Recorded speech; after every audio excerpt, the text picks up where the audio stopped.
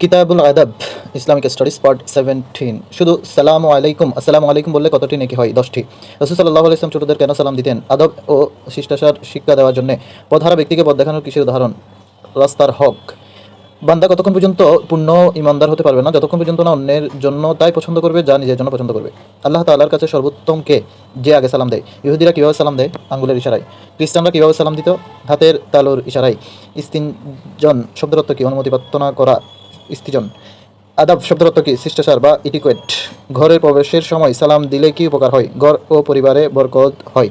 কাউকে অন্যের কাছে সালাম পৌঁছে দিতে বললে কি বলতে হবে? আলাইকা ওয়া আলাইকুম আসসালাম। তার মাধ্যমে রাসূল সাল্লাল্লাহু আলাইহি ওয়াসাল্লামের কাছে চিঠি লিখতেন, ইহুদিদের কাছে চিঠি লিখতেন। যায়েদ বিন সাবিত রাদিয়াল্লাহু তাআলা আনহু এর মাধ্যমে। কেউ হাসি দিলে আলহামদুলিল্লাহ বললে তার জবাব কি হবে? ইয়ারহামুকাল্লাহ। আল্লাহ দাউদ আলাইহিস সালাতু ওয়াসসালামকে কত বছর হায়াত দিয়েছিলেন? 40 বছর। সর্বাঙ্গে সালাম প্রদানকারী কি থেকে মুক্ত? গর্ব অহংকার। আদম আলাইহিস সালাতু ওয়াসসালাম কত বছর হায়াত পেয়েছিলেন?